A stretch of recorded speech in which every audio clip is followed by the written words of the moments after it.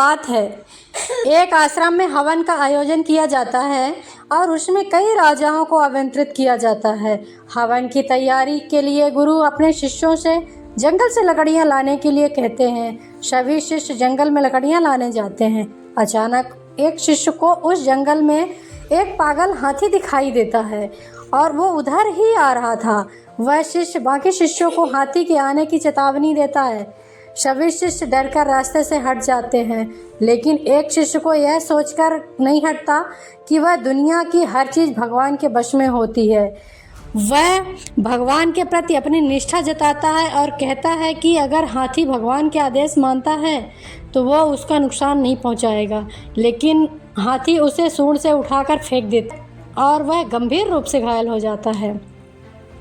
घायल शिष्य को जब आश्रम लाया जाता है तो गुरु उसे आराम करने का निर्देश देते हैं। बाद में उस शिष्य को बुलाते हैं और पूछते हैं, तुमने नहीं हटे? शिष्य उत्तर देता है, गुरुजी, आपने हमें सिखाया है कि इस दुनिया में जो भी होता है वह भगवान की मर्जी से होता है। इसलिए मैंने सोचा कि अगर हाथी भगवान के आदेश मानता है तो वह मुझे क्यों मारेगा, क्यों मेरा नुकसान पहुंचाएगा। गुरु शिष्य की बात सुनते हैं और कहते हैं, सही है, इस संसार में सब कुछ भगवान के आदेश से ही होता है, लेकिन भगवान ने तुम्हें बुद्धि दी है, सही गलत का निर्णय करने का क्षमता दी है।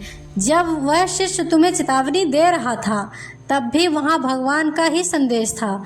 तुमने उस चेतावनी की अवहेलना की है। अपनी सोच में अड़े रहे। भगवान चाहते हैं कि हम अपनी बुद्धि और विवेक का उपयोग करें।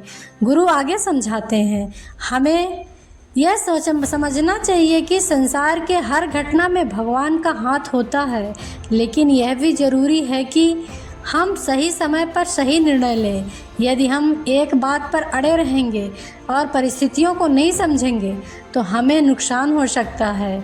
इस पर शिष्य को अपनी गलती का एहसास होता है। वह गुरु से माफ़ी मांगता है और वादा करता है कि भविष्य में वह अपनी बुद्धि और विवेक का सही उपयोग करेगा। गुरु उसे आशीर्वाद देते हैं और कहते हैं, भगवान हमें हमेशा सीखने का अवसर देता है।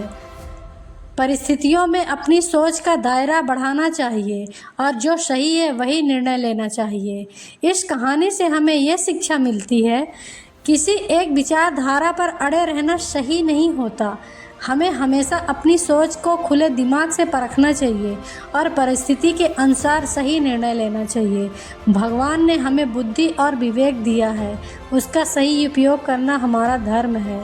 अगर वीडियो पसंद आए तो प्लीज़ लाइक करें, सब्सक्राइब करें, कमेंट करें, ज़्यादा से ज़्यादा शेयर करें।